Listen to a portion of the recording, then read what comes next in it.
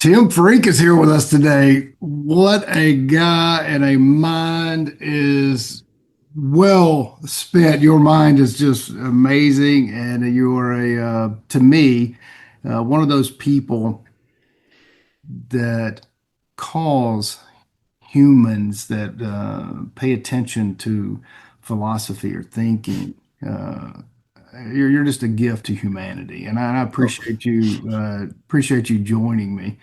And I would love for our audience to know a little bit about Tim and his current exploration into all these things. well,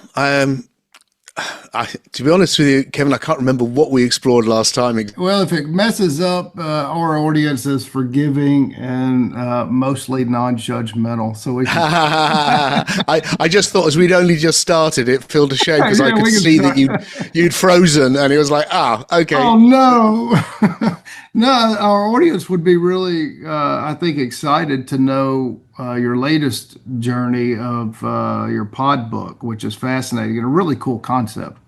And the subjects that you discuss, like the evolution of God, I think is just a phenomenal notion. Yeah, well, I guess my journey, Kevin, has been from very young, having these awakened states, altered states, and thinking, oh, this is significant. What do they mean? And then spending all the decades since, and there's been a lot of them now, trying to make sense of that, getting pulled into the perennial philosophy. Like it seems like people throughout history have been experiencing this, and there's a common message. Writing lots of books on all of these different traditions, and then beginning to feel like, oh no, what I really should try and do is to do what my heroes had done, do my best to do it anyway, which is reinvent spirituality for their own age. That we needed a new way of understanding this. And then having, I think, done pretty well at restating the perennial philosophy in a contemporary way, I started to feel like, oh no, we need to go beyond those ideas. That actually those ideas, like, not that the people who had them weren't geniuses, Right. but just like in science, the progression to relativity physics didn't negate everything that Newton had done. It just took it further. It built on it. So my feeling was, oh, we need a radically new spirituality to take humanity into a new phase of its evolution. So I've kind of withdrawn really for 10 years from most of what I do, and just every day been working on this. And then I have reached the point now, I launched it earlier in the year, where I felt like, okay, I'm ready to share this now. And it's been intense, but I think it's significant. I really do. And I decided to do it in a different way because I've written 35 books. I felt that was enough books.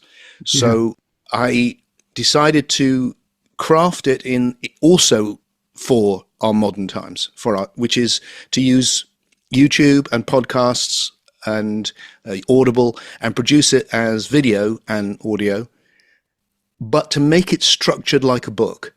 So it's heavily structured. In other words, you get this idea, you get this idea, just like I would if I was writing a book. But instead of writing it down, I know what I want to say in a chapter, and then I just say it. And what I love about that is you get a real sense of connection, that it's not the printed word. It's me. It's this English guy in his 60s who's doing his best to understand what the hell this is, facing death, suffering, all the same as everyone else. And at this stage in my life, it felt like I want to give this away because, there was, when I was younger and supporting a family, I was struggling to do all Right. of that. But, it's okay now. I'm not struggling. It's all right. So I can give it away. So why would I not? Sure. So that's why I've crafted this thing you call a pod book, which is like a book and there's a love child, a book and a podcast. They come together, and then chapter by chapter, with a new chapter each week, I want to outline a very big vision. And I think there'll probably be about 100 chapters. And we've got about 22 of them are out now. I think there'll be 100, something like that. Tell us Because your YouTube channel so we'll put it up on the screen where people can find you. fantastic. So I have an odd name, and I'm easy to find. So if you search for Tim Freke, Freke, you find me, and that's my channel. Tim Freke, because there's not many of us freaks. No, there are plenty of freaks, just not freaks. And then there's a whole playlist called Why Your Life Really Matters. And that's the pod book. And I've called it Why Your Life Really Matters because although it is philosophy, and some of it, it's not for everyone, I guess. Some of it is full on philosophy. What I want to get in place right from the start is this is to do with life. How you understand what it is to be a human being will govern what you experience. How you see death will govern what you experience. And it can open up the spiritual experiences if you see things in a different way. So why your life really matters. Like this matters. This isn't just like, some abstract thing. This is about this. What the hell is this that we're in? And what is it, Tim? What do we do with it? Okay. All right. Help me understand. Good. You nailed me. Excellent. Okay. So I think chapter 3 or something like that is like, okay, what's the big idea? And the underlying idea from which all the rest kind of emerge quite naturally is incredibly simple, Kevin. The underlying idea is, what if existence is one process of evolutionary emergence? What if it's the realization of new possibilities in ever more emergent ways? That's what it is. So that's what I'm seeing when I look at this moment. Everything I've ever experienced is something brand new based on what came before, building on what happened before. Right. And the revelation of our time, and we've only known it for 100 years, is that the universe is not a thing, it's a process. And it's a process of evolutionary emergence, in which it starts in the simplest form you can imagine, and it has become more and more and more complex and more rich. And so you've got physics, you've got biology, you've got psyche or soul. All of these things have emerged slowly over a 14 billion year process. So the hypothesis that I'm exploring is, what if that's the nature of reality, and everything, and this is key, everything that has any quality whatsoever, whether it's the plant behind me, your dream last night, or the number 5, everything is part of this one process of forming. And that includes everything we experience with spirituality. And that what we're studying with spirituality is the most emergent level, the latest to arrive, of that process. And that and that turns spirituality on its head, because most spirituality is created by some amazing people who had no idea we were in an evolutionary process. And so they imagined it like a devolutionary process. Mm-hmm. There was a perfect spiritual thing where everything was there, God was there, consciousness was there, and then we fell into the illusion. And now we've got to get out and get back and get home. What this does is it turns it around completely and goes, I understand why people would think that at the time, but now we can have a much more optimistic view, which is that actually, no, it's not that we've fallen and we need to get back, or there's some supernatural realm we need to recover. It's that everything has built on what came before it, and we're establishing these spiritual realities through the evolutionary process, so that the soul isn't, we're not some immortal soul that's come from somewhere else, but rather the psyche or the soul has evolved to survive death, for instance. And then the God question, which we can get into in more detail. So that's the essential idea. It's all one process of emergence, everything. And that unites everything together into one story. Do you think there's a collective, in your exploration of these topics, is there a collective consciousness and we're all a slice of it and we're all evolving? No, I don't think so. I would have said that. If you go back into just about all of my books, you will find that idea, because that is the perennial philosophy idea. Right. For reasons I'm happy to discuss. And it's been tough. It's been tough to go, God, I've done all those books and I think I was wrong. I was wrong about this, a very key thing. Right. But I don't think it makes as much sense. It's not as elegant as what I'm exploring now. And what I'm exploring now is very, it dovetails with what we've discovered through science really well, and it allows us to keep all of the essential insights without the mythology. We can not, I love mythology, don't get me wrong. It's just that it's not the understanding we need to go forward. It's an old type of understanding. And well, let me try and define what I mean. There's so much I want to share with Yeah, you. please. What I mean by mythology, for instance, I'm going to do it like this because it'll help, especially people who are listening that may be thinking I'm attacking something I'm not. Right. Lots of people in the spiritual world can see the problem with scientific reductionism, which is the philosophy, I think is completely wrong, which goes, all of this has arisen from physics or from the lowest level, and it can all be reduced to physics. So I may be here having this conversation with you, and we think we have free will, and we can discuss it. All of it is really just the outpouring of the laws of physics. Right. So it's a reductionism. To me, the mistake of that, it's applying an understanding which is appropriate for the lowest levels of emergence to the highest, to us. And it's not appropriate. We need a completely different way of understanding this. You can't understand music with physics, or not the enjoyment of music. You can't understand love with physics. It's like we need a different language. Now, the mistake that spirituality makes is the same mistake the opposite way around. Explain that.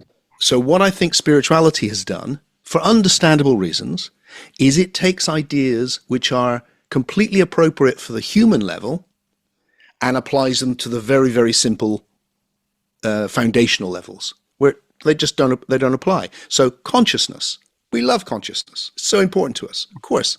Yeah. Intentionality, I do things because I intend, or I want, or I desire things, or I want to discover things, and all this sort of stuff. So all of that applies to the human level, really important. Free will, everything. Right. But as you go down to the origin of the universe, there's none of that.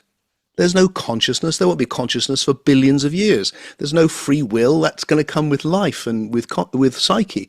There's no desire.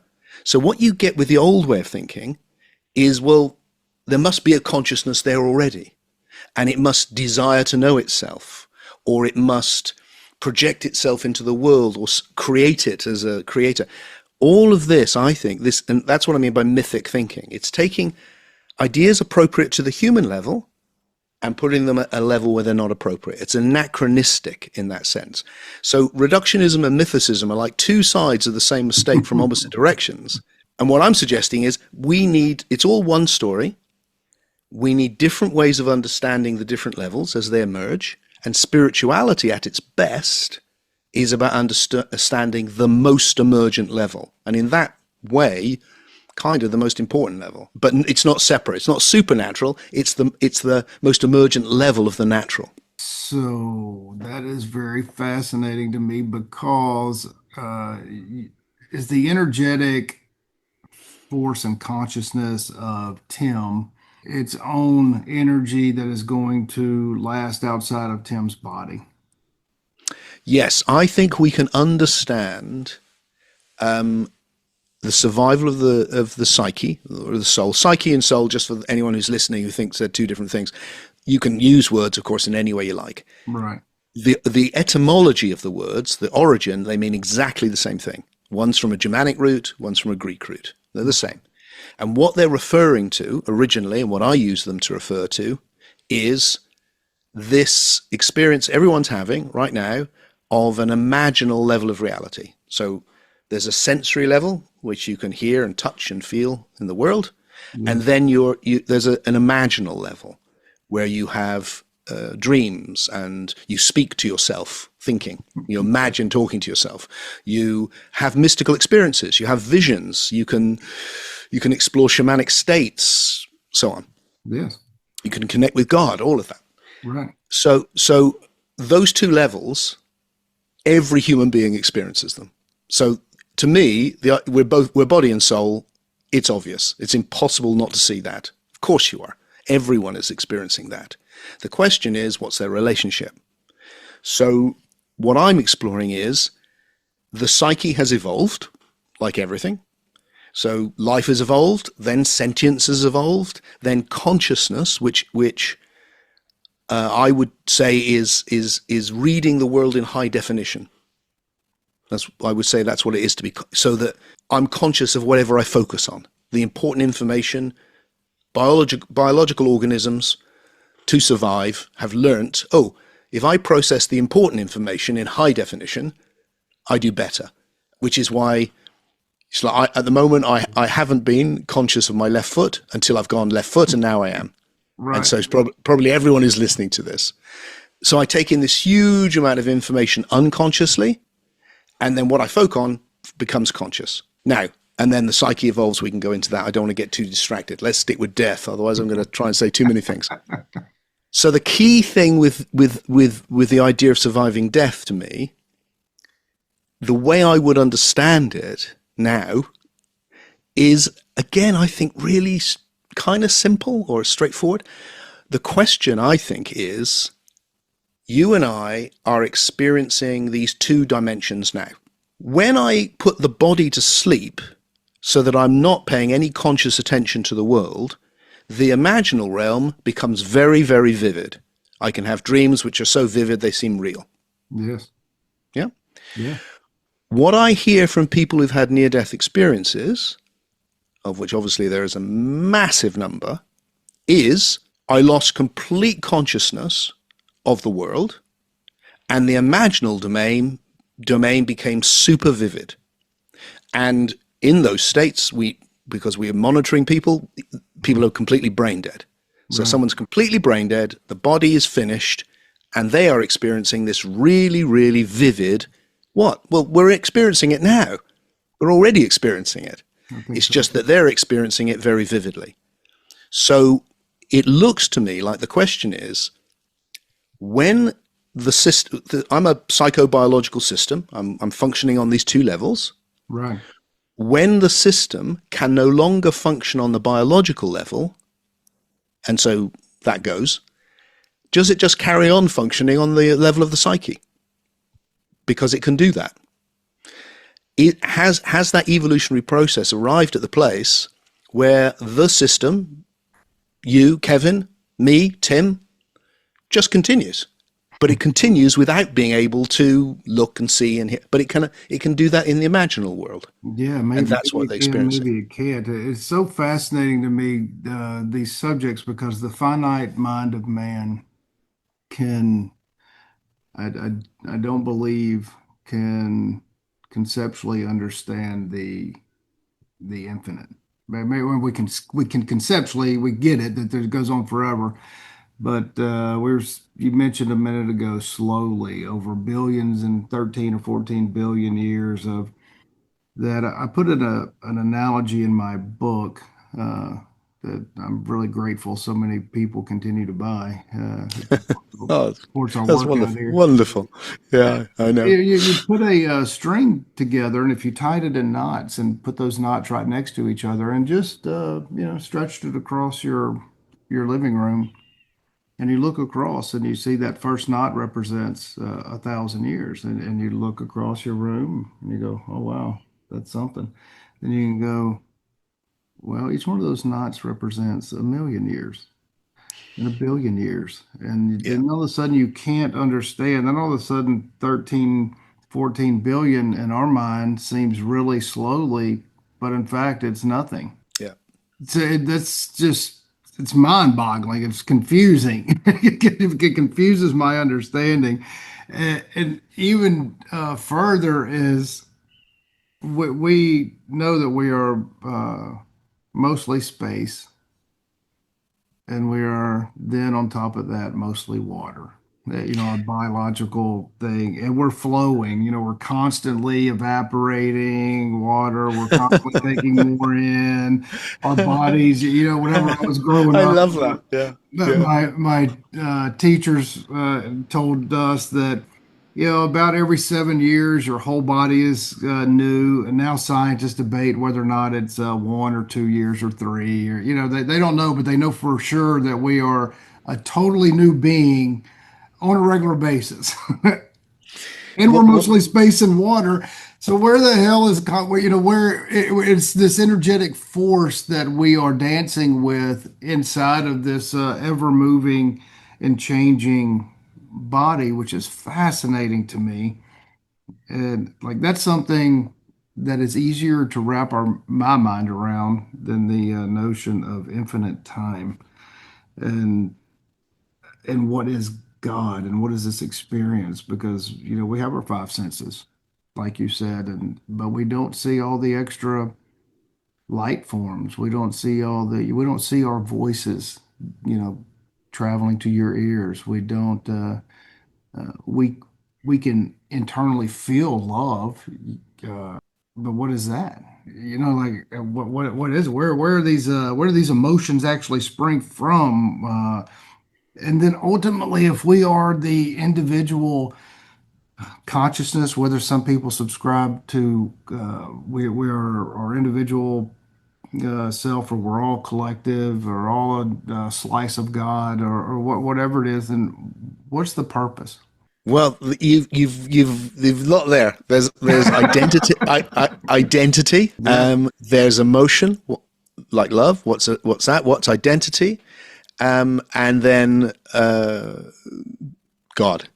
And what's happened for me, Kevin, and I'm aware that I'm out on a limb with this, is that I've come to reevaluate my answers to all of them. yeah, So I'm aware that what I am sharing will be unlike what well, probably everyone that's listening to this is familiar with, and the strength of it for me is how it holds together. So maybe I could start with identity. yeah, please. So I've said, look, what if this is? It seems like it's a process of emergence or a process of forming. Let's say becoming is a good word for it. Everything's becoming. So if it's a process, it's kind of made of its past. And I have been exploring for some time now the idea that the past doesn't disappear. The past, everything that's formed is formed forever, and that the past is implicit in the moment. So implicit in this moment is everything that's ever happened before. Us meeting for the first time, our first conversation, you Everything. doing your room up, the evolution of the human being, everything. Because if anything was different, it would not be this moment. Right. So what that means is everything, every system, and by system I just mean an organized whole of any sort, like a plant or a me or anything, is that it is made of its past. So it feels like, the way to understand identity is that it is a process of forming. Mhm. And I've been exploring this idea, which I called passivity, which is that the past conditions what's possible in the present. So the present is always a repetition of the past in a new way.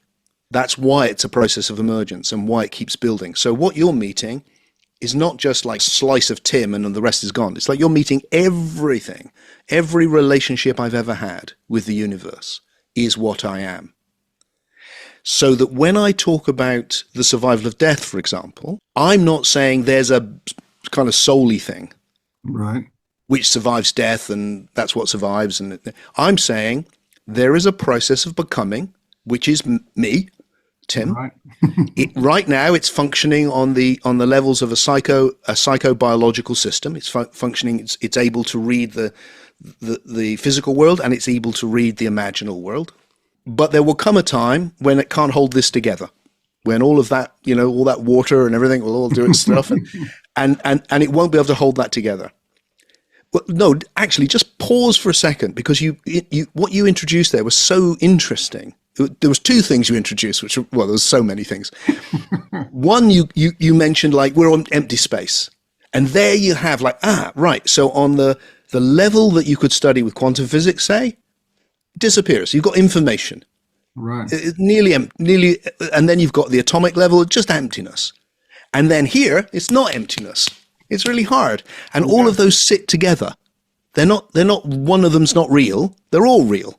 Right. This is also real. It's just if you go down into it, it becomes just information. But come right up, and it's like physics and the beauty and music. And so there's that.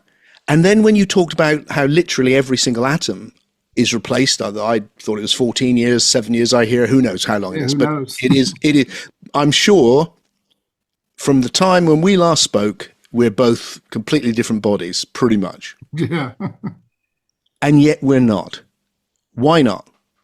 Because what we are is actually a passivity system. We are this evolving information, and cells are coming and going, which is why we eat and you take in water. It's like, but what we are is the information that's been accumulating to make Tim have this body and this shape and speak with this accent and know these ideas but not those, and everything that makes Tim Tim and Kevin Kevin is our past. The way I know how to make these funny noises to convey ideas to you, all of that.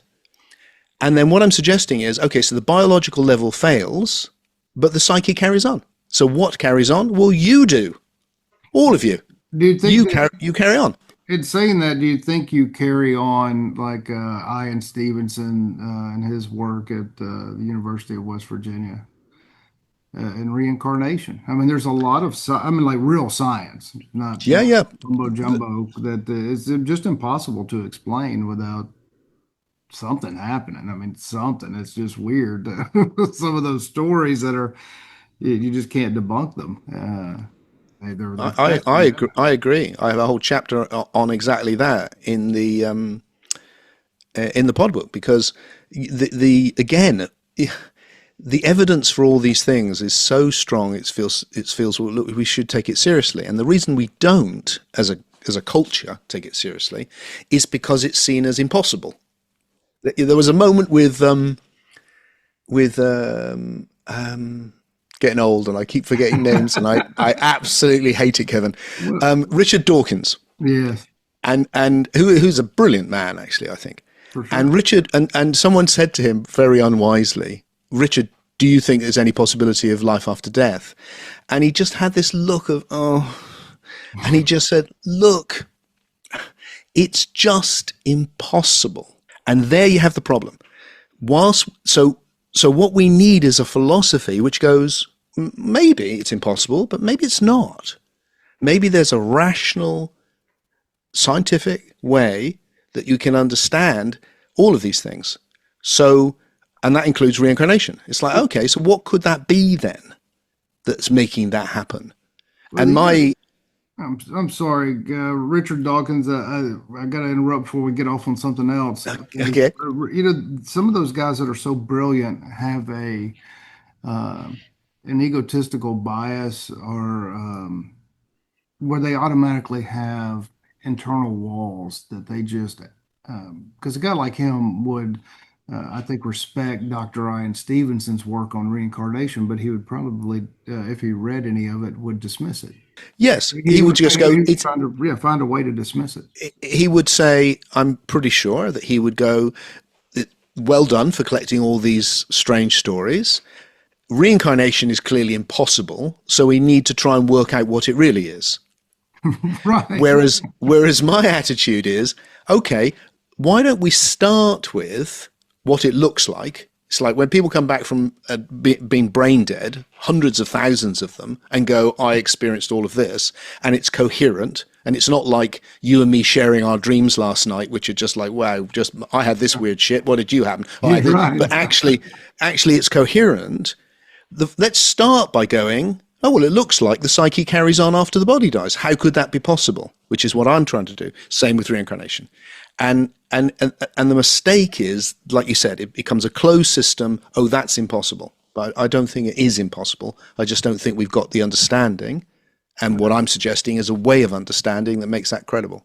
I think that is a something that I wish was taught and discussed commonly and part of uh, our foundational education system is hey, if you've been introduced to new ideas that differ from what you may fundamentally believe is real or the truth, but you find things that counter that, don't automatically dismiss it. It is it's your responsibility and duty to keep your mind fertile, to keep your soul Mm, exploring, mm, to mm, have that ingrained in humanity to say, mm, oh, that is an interesting point. I'm not dismissing you outright by saying, hey, that's impossible. I'm saying, let me explore that. Let me see if I can water that seed to see if it actually grows. Let me see if something is actually there. And far too often we don't do that. I mean, it's one of the reasons why we uh, have wars and the Crusades and everything else, because I'm right, you're wrong. So if I'm right and you're wrong, then you're threatening my rightness. So you must die. That's a really insane sort of way to indoctrinate the fertile human mind at young ages to say, hey, this is it. I'm Baptist, Methodist, Catholic, a Muslim, Jew, whatever. That's it. Nobody else could possibly be right, and you are it. You, Uh, you, I think that does a massive disservice to our soul, to the oh, energetic force of who we actually are. that's a great line. We do it to do it to our soul. It's so right because the soul is the psyche. That's where all these ideas reside. And I think what happens is that for most of us, we can reflect, which is to look at how we are ideating Right. within the system. So someone like Richard Dawkins Yeah. is absolutely brilliant, actually, at Sure. reflecting within the system, which most of us do. Well, does this fit my overall system or not? And we can reflect and see new possibilities. But then there's another level, which is to question the foundational ideas. Yeah. And that takes a lot more reflection to actually go down. That's what's happened to me 10 years ago when all of this came up, was I had to go down and look at the foundational ideas that I had and question them and go, are they right? Are they right? Maybe they're not. And then found that as I did that, there was better ideas started to arrive. And so I agree with you. The most precious thing we can be teaching kids, certainly by the time they get to their teenage years, late, is not just to reflect, but to foundationally reflect and to see that it affects experience. So I start off the very first chapter of the pod book. I thought, how the hell am I going to start this? It's going to be a hell of a journey. How do I start? So I just said, look, see the world like this, and paint a picture. Like, see the world like the ancient shamans saw it. Can you feel that? Can Yeah. you do it? Can you see it like that? Now see it like a medieval monk would see it. Ooh, now see it like a hard-nosed reductionist scientist can see it. Can you do that? And then you can see, oh, I can pick up all of these different ways of experiencing reality. And the only way I can tell which of these is better is if I can reflect very deeply on what's the nature of truth. I struggle with the notion of, like, what we were just discussing, of our consciousness surviving after our bodies. What I struggle with is before our bodies. So it's easier for us to, or at least for me to, a lot of people that I know contemplate, okay, I'm here, so I'm going to die, I'm going to go to heaven, or I'm going to go to this place, I'm going to go to something I don't understand, but I'm going to carry on. Well, where was I carrying on before? Yeah. Yeah, like, but where was Kevin and Tim before? Where was that energy before? Because then if you go back and circle back to the notion that we are space and water, well, water is, there's never been any more or less water than there is on Earth right now. And that water has flown through kings, But the, paupers, everything, every life form, every tree, everything. And so all of that is constantly flowing through us, and we are using that energy and has been used before. And I think there is somehow these ancestral things that we can tap in through to some deep meditation. And it's kind of an idea that I haven't fully been able to articulate, that our body itself is the result of all life before us. Like, we are yes. actually a part, like, physically, Yeah. minus the consciousness, we are a recycling or reincarnation of new thing, different in a different form. We are that plant. We are that hamburger. Like, when our parents told us when we were young, you are what you eat. Literally, you are what you eat. Yeah. Yeah. Literally. Literally. And so it makes me wonder how the energy of Kevin and Tim how did our energy continue and come into our seed, our divine blueprint, us individually? Like when that egg got fertilized, and all of a sudden there's a blueprint, and that blueprint is Tim. Tim cannot. That egg is not going to go into a chicken. You're not turning into a oak tree. You are Tim, and to me, this is just fascinating because somehow your energy is going into that egg. Like it is Tim. Like there's a fundamental Tim, as you can see it in little babies. They all have different personalities. Some of them are very intuitive, some of them are not. Uh, what causes all that? They all have the same kind of blueprint, just a little bit different. Some of them have blue eyes, some of them brown, but basically we're all the same. It's kind of, I don't know. This is a big subject that I just try to. Yeah, it's a fascinating. Fascinating. I would use a different language to come at it now. I would say, look, one of the things that fascinates me about physics is that, like you said, they've gone down right into the lower levels of the foundational levels of the universe, and they've gone. Matter doesn't exist. On its basic level, it's information, not information in anything either, just information.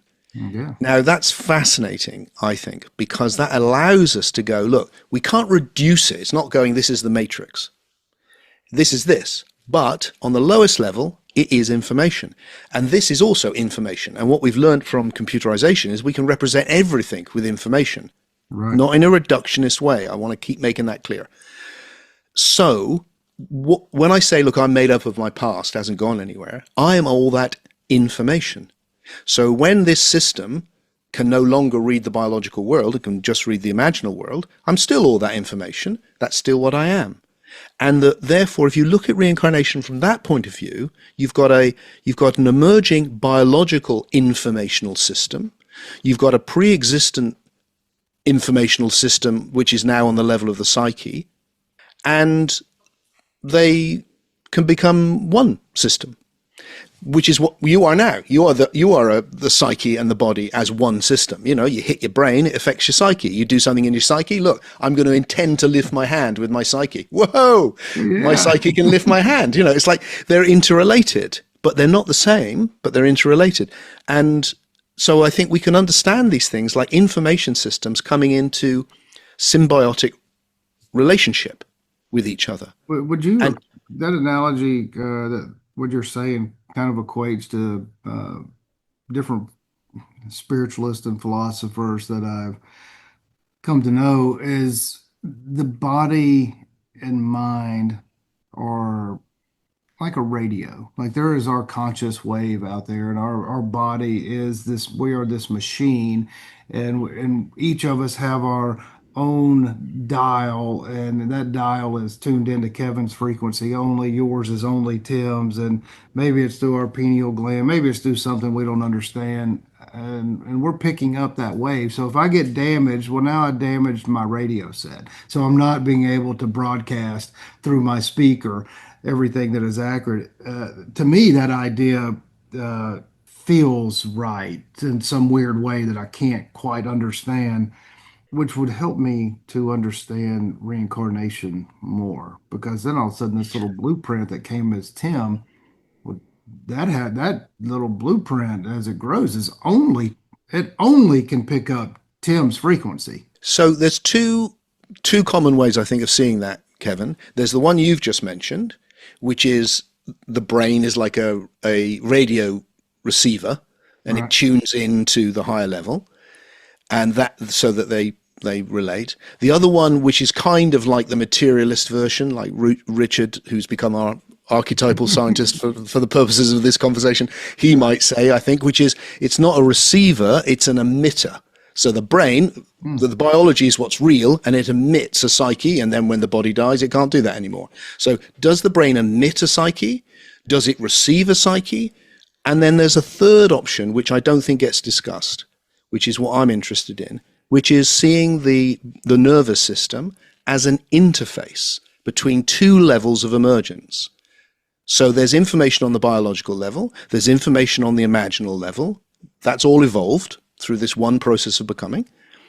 And they're all one system. And the way these two levels of the system relate is through the nervous system, which is why if you affect the nervous system, you can break that down. But it's also why when the interface doesn't work, the higher level can carry on. And then what's happening with psychosymbiosis, with reincarnation, is that a new interface is being set up. And you've got that informational system. And the great thing about our modern age is we have these computers. Yes. So we've got this now, life is not a computer. The world is not a computer. It's not. It's far more. But what an analogy we now have that our ancestors didn't have. So I can say, look, here's a file, and I'm going to merge it with this other file, and then it'll be one integrated file. Right. You know, I can take, here's an audio file, and here's a visual file, here's some music, here's some visuals, and I'm going to put them together, and now they're the same file. And we don't go, oh, that's impossible. You go, yeah, what's wrong with that? And that, I think, is what's happening with the biological and the imaginal. I think the kind of sounds like Donald Hoffman, isn't that his name? That kind of believes, he makes the analogy that the icons on your screen, well, anyway, if y'all want to know about more than that, I think you would really enjoy Donald Hoffman's work. I know his work. Yeah, I think it's fascinating. But I am thinking like you that it is not, because I think there is something to that energetic receiving something. And I don't know if humanity might not ever understand it, and at least not in what we understand the lengths of time. Uh, and I think we also, in our experience and building and evolving our soul, we're also sending it out, and we're having this beautiful dance of something coming to me and something going out of me is having this beautiful emergence where instead of a little two-step dance, now we're turning it into a big waltz and we're just spinning around beautifully, and the dance is getting more complex and there's more dipping with the kisses, and there's something beautiful happening that we just can't put our finger on, that we so desperately are trying to figure out. And and that's why I believe we, like I said earlier, do our soul a disservice by automatically discrediting things that we don't understand. I love the poetry of the way you think. It's beautiful. Thank you. It's just beautiful. I think, well, the thing that resonates with me about what you just said is that I would want to say, look, just as the body lives in a biological ecology, it's not separate. It can only exist as part of a biological ecology. I think the soul's the same. I think the soul's not a little bubble around the head of somebody. I think it's a whole ecology of soul. So you and I right now are connecting in that ecology, it seems to me. And I'm connected to my daughter, although she's in London, she's not here, but I'm connected. I know I am. I can feel it. And I'm connected with my dead mum. She's not even here, but I'm connected. I can feel it. In fact, I'm connected with so many people that I'm connected with everyone I've ever met in some little way.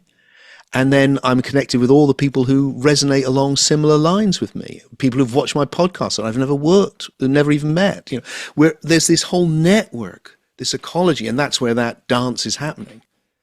And we need, and really what I want to do is go, look, all I'm saying with these ideas, they're really just very old ideas, but put in a new way. Because the idea that there's a Duat for the ancient Egyptians, or the Bardos of the Tibetans, or heavens, this is an old idea. All I'm saying is, hey, what if that's emergent? What if that's evolutionary? What if that has also evolved? And why should we be surprised? It's like when I say to people, I think the soul has evolved to be immortal. And it's like, really? And I want to go, look, we pretty much know that human beings evolved from fish, for heaven's sake. How unlikely is that? But it really does look like we did. So is it that unlikely to go that the psyche has evolved, that a system has worked out how not to die? Every biological system is doing everything it can not to die. And one system worked out how not to do that. And the way it worked out to how not to die was to exist on the imaginal level without the physical, at least for a bit. But maybe it can't survive there forever, which is why it has to re-engage with the biological, because we're all part of that one process. And suddenly you get this expanded naturalism, which goes, yeah, it's all natural, it's all one process, but these things are real. And that's why our lives really matter, because they are real. Well, I think our lives, one part of why our lives are so important is because, from what we understand of energy, energy does not die. Energy is it's just transformed into something else. So like it doesn't die. So if the energy of Tim and Kevin doesn't die, and the energy of everyone that we are in contact with doesn't die, and we know that we can affect the frequencies of things. Like for instance, I talk about this a lot. If you and I we're best friends. We're sitting here in my study and we're just laughing and cutting up, having just a grand time together. And all of a sudden, one of our friends walks in and he's in a horrible mood. He brings his girlfriend or wife in with him. They're just got finished fighting.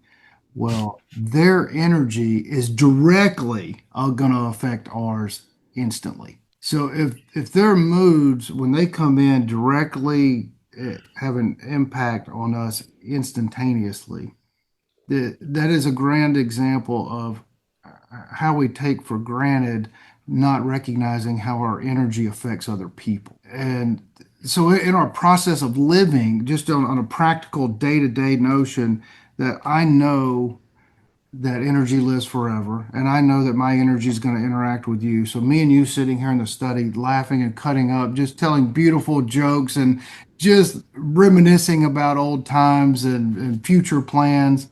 And one of our buddies comes in and he's just in an ass mood. All of a sudden, our energy is affected.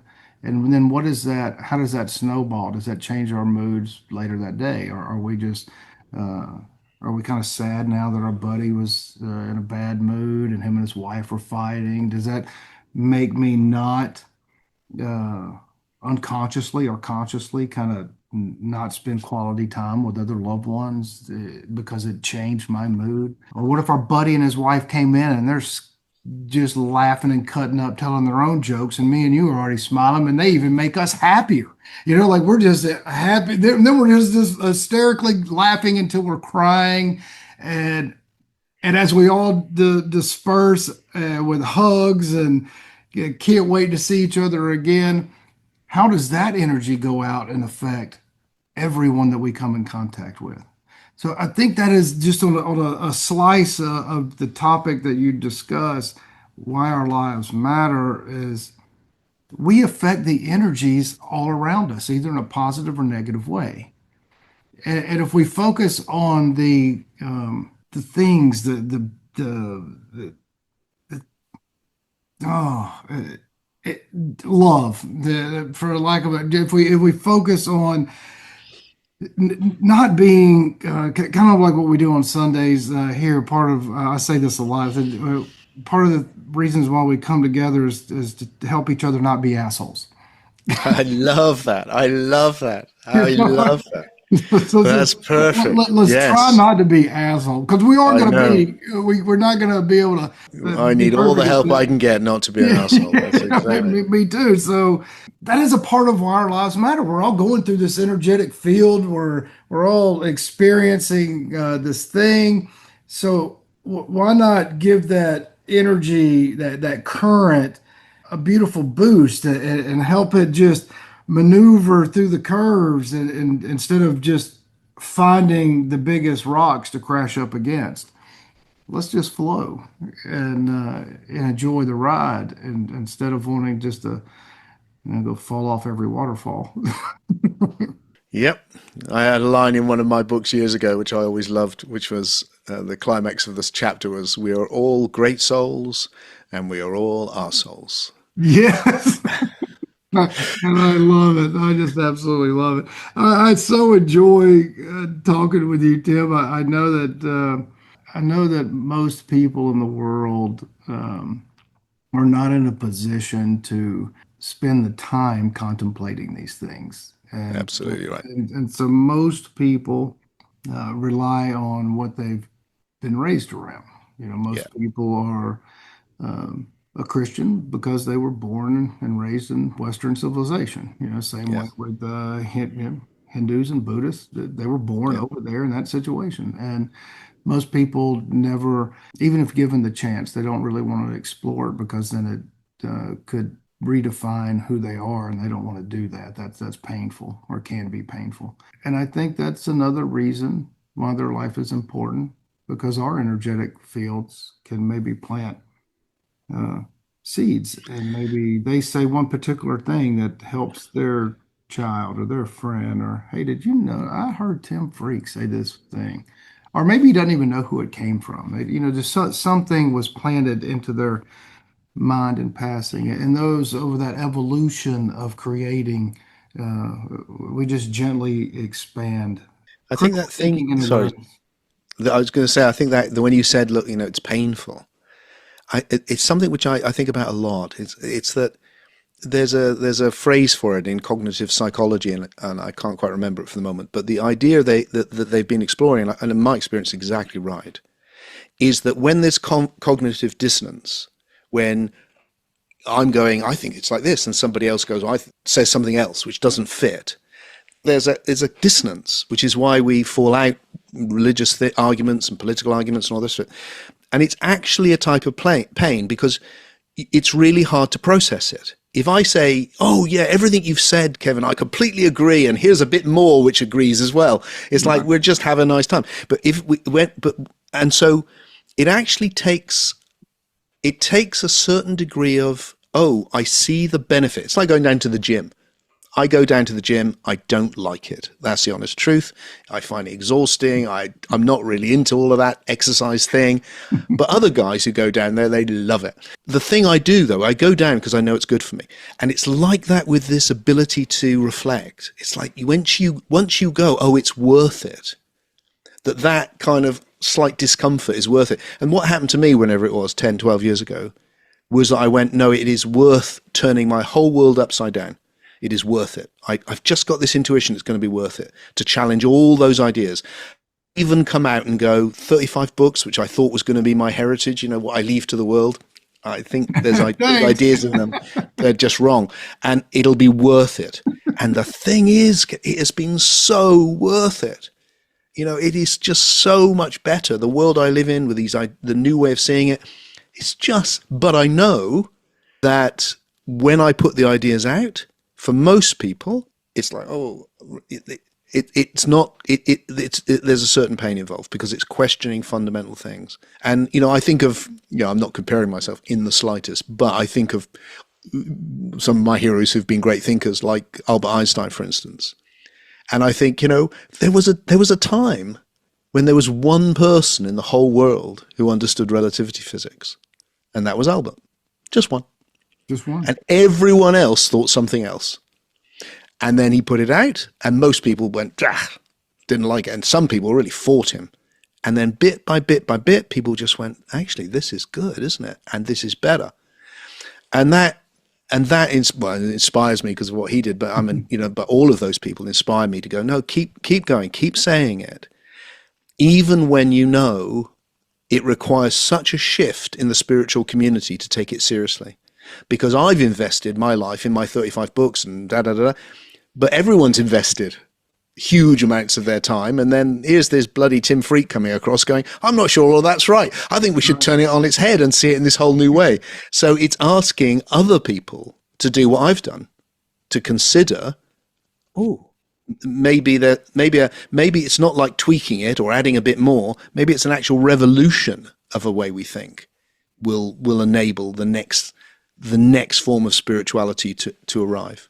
And maybe these conversations and podcasts, and as we slowly become more accustomed to, as humanity, to think a little outside of the box more and more and more, maybe we'll break down that resistance, those internal walls that just automatically spring up because people identify themselves with what they've been really told to believe, and they accept it as who they are. So they connect their energetic body and mind and soul to these ideas that they've really never contemplated. They just take them at face value as, okay, this is what I believe. And I have conversations here in the study a lot with people that it baffles me that people that would just, I'll just, and I'm not bashing Christianity at all. I welcome everybody. I love all of it. So, but so many people that I know say I am a diehard fundamentalist Christian, yet they've practically never read the Bible. Yes. Like that confuses me. So if your soul is in your mind is tied to this doctrine, but you never explored it, or if you have explored it, you don't understand the origins of it, and so this lack of in mass a lack of critical thinking and how their energetic flows disturb ours and how ours could disturb theirs is something to contemplate. Again, I think, what I love about this evolutionary approach to everything is that it really helps when you go, okay, so I'm not surprised by that because the ability to reflect in a foundational way is pretty new. It's like you can see it arises with someone like Socrates, for instance, that clearly, but they put him to death for it. Yeah. It's like Well, the they do the ability. same today. I mean, it's like, But if there's a way of understanding, like the scientific revolution, which has given us all of this, vast majority of people, I don't understand most of it at all, of course. It's like it all came from people who could think, who could doubt things foundationally. And then what happened in whenever it was the 16th century, it had happened before in Florence, it had happened before in Sicily, but by that time it started happening to enough people that it really spread, and suddenly we had a whole new culture, a whole new type of human being. But that's not everyone. That's just still a small handful. So, of course, most people haven't found that yet. And when they do, it'll be fantastic. So that's the awakening experience that people have, isn't it? Where they wake up and go, "Oh, I can question things." And the right. great thing, and I think you were pointing to this with when you're talking about these type of podcast conversations, is we've created a world now where everyone's got access to everything. I can get to the wisdom of the world on my phone. I can listen to every living thinker and most dead ones Yes, on my phone, on YouTube. It's like, oh, it's amazing. so, when you get that, you can really go out, and when you get the power of not listening to the people that just tell you the same thing over and over again, but you go looking for people, smart, wise people, who say something different to you, whether that's religiously or in politics or in anything. When you go looking for the other who is wise, suddenly you have the chance to become much wiser. And that's so exciting when it happens. You have to, in my estimation, you have to challenge yourself and Yeah. challenge yourself in every way. Just like you have to challenge yourself to go work out, you have to challenge your mind to work out. Yes. Yes. You have to expand, and you have to realize that people that, like you mentioned a second ago, don't talk about religion or politics.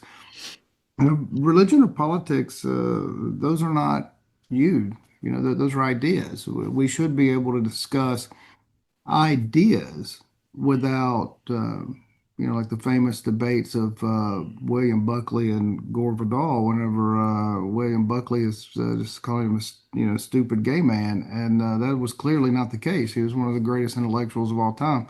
And instead of name calling, trying to bash people, it should be Yes. let's bash an idea. If the idea Yeah.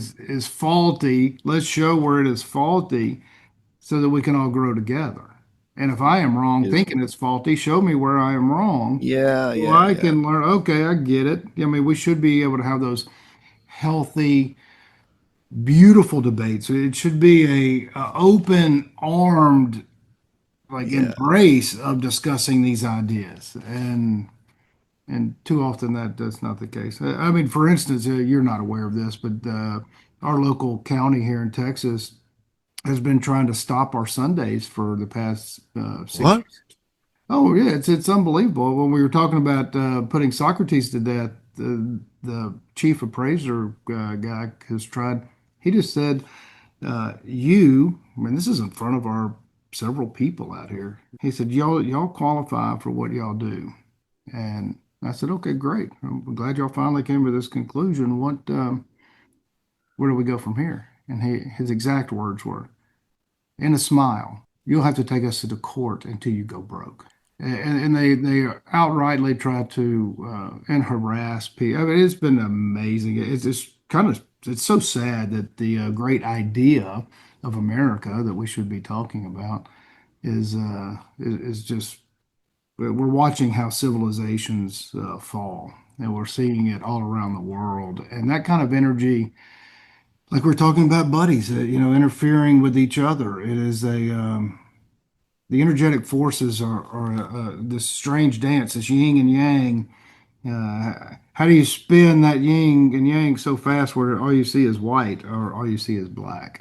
What is it? How do we find? I'm so shocked, Kevin. I mean, obviously, I don't really understand the ins and outs of what you're saying, but see, my idea of America is the opposite of that. And I mean, that is just so they're trying to stop you doing Oh, our Sunday your gathering. gatherings. Yeah, they Don't you have religious freedom in America? Can't you just all gather? yeah. I mean, even the Supreme Court recently said local and state governments cannot tell people how they operate as a religious institution. Like one of our Sure. practices is we have about five or six cows around our like main sanctuary, and I strongly encourage everybody that comes out to say thank you to the cows. Like thank the cows because we eat them. Like we participate and we want their energy to be good and healthy and have a beautiful life. And so when their energy comes into our bodies, we're thankful. We're not getting the negative energy of a cow that has been tortured his whole life. We're not getting that. So um, they said, well, they came back with an offer recently and said, okay, well, we'll grant you that you're half right. Okay, half right meaning in the United States, we're in Texas and everywhere. If you're a religious organization, wherever your sanctuary is and wherever you do religious practice, you don't have to pay property tax because in order to help that organization continue, they said, well, you don't have, we're not going to, you're half doing that. And I said, well, the cows need all of it. And it's just part of our practice. Like it is what we do. And the cows actually need that so we can practice one of the fundamental things of appreciating life and being thankful for how it flows, like we talked about water earlier, and in our food, it is one of the fundamental things we do, and they don't care, like they just don't care. I've never seen a more tyrannical force, but we're not the only one in this fight. Like it's pervasive everywhere. Wow. Well, Yeah, good for you for what you're pretty, doing. yeah. I It's mean, they're not going to yes. stop me. We're not I going. could see that. Yeah, they've messed with the wrong piece of energy because this energy pushes back. That's a great line. You're messing with the wrong piece of energy. You might get shocked. Well, Tim, thank you so much. I really have enjoyed talking to you. I enjoyed our previous conversation, and I hope we do it again. Yeah, me too, Everybody Kevin. listening, was sparked into something, like just let's think better. Let's be nicer and kinder to each other. Let's explore ideas. Let's Yeah. let's work on not being assholes. Let's work on not being ourselves. I love that. So, look, for anyone who's watching this at all, there's three things that I want to be able to leave you with in particular, which is I really, really want people to at least check out my pod book, Why Your Life Really Matters, because it's been the most enormous amount of work. I'm giving it away for free, and it won't appeal to people who are closed, but it will appeal to people who are open and looking to explore. deeply. It really will. And it's a hell of a journey. And every single chapter has a new big idea in, which I can guarantee that. So there's plenty to contemplate. And then if people like doing this and they're not lucky enough to have a community like you have, we gather online. So I have a little community, it's very small, of people who gather with me to discuss ideas and to do practices as well, how we can, like you're doing, how we can change ourselves from being such ourselves, as you put it so beautifully. And we do that every Sunday, somewhat like you. So people can check out that on my website. And the other thing that's on my website, which is just timfreke.com, Freke, is that I have a newsletter, and because I have conversations, lovely conversations like I've just had with you. And if you're on the newsletter, you hear about them, and I send them out, and the events I run. I mean, I still hope that I will come and visit you in person and run an event at some point next year. It will happen. Did you have a second to describe some of the practices that y'all do online? Yeah, sure. So one of the things which I discovered 25 years ago by accident was that I've been teaching meditation for ages, but then I got people just to connect, and I do it in lots of ways. But the simplest way is to get people to gaze with each other, to look at each other. Now, when I started doing that, I'm glad to say it's become much more common. But when I started doing it, it was such a weird thing. People were like, "What? Let's look at someone in the eyes. Blimey hell, that's a bit weird." And now people are much more relaxed about it. And what I found was that actually the psyche, the thing you can't see but you sense, that's there, the thing that's been connecting between us this whole time, starts to really connect. Yeah. And it's a profound sense of oneness that starts to come, and this enormous love. And you come into a communion where you're both two and one at the same time. So that I'm running a retreat here at the beginning of October in Glastonbury, and we'll do that with a lot of people. And the love that happens is so big. You enter into these more emergent states, of these deep awake states. What I discovered, much to my surprise during COVID, was that I could do it online. So I was actually due to go out to Japan to run a 5-day retreat, and COVID hit. And the Japanese organizers said, "Would you do it online?" I thought, I've never done anything online. You know, Zoom was new. And I thought, well, I'll give it a go. And what I discovered was that people would have profound experiences. So, for instance, you know, if we can do it here, it's like you look at somebody and you realize, oh, I'm literally looking at pixels here. Yeah. But I'm connecting with Kevin's soul, for sure. For sure. And you sit with that. So you bring up somebody and you can connect with that person. And then when you get that and you think, but hang on, this person's on the other side of the world. And yet I feel so connected with them. And so we do practices like that, and many others. But that's a very simple one. And suddenly you've got a group of people who are literally all over the world, literally, and it feels like you're all in the same psychic space. You've gone into that ecology of soul, and you realize you're right up touching each other, even though your bodies are spread out. Is some of that in person? Or are you still doing in-person events? Yeah, so I'm doing an in-person one at the beginning of October. Okay, that's and I will keep doing that. But because I've been focused so much on, I used to do those a lot, and I used to come to America twice a year at least. And because of the pod book, I've had to stop everything just to focus, because I know I have to do this before I die, and it's a big job, and that I know it's my job, so I have to do that. That's number one priority. And then I do the online stuff because I can do that from home once a week. And then my hope is to start, once the pod book's done, which I will be within the year, then I hope to go, okay, now let's go out and do it in person again, and come back to America and Japan and all the other places. Well, Tim, thank you so much for joining us, and I just can't wait to see you again. And I cannot wait to see you in person. Yeah. Give you a big hug. I'm hugging you. Yeah, I want to meet your cows and see your lovely place. Well, I can't wait to see you, and thanks for joining me, and I'll see you next time, brother. All right. Bye bye.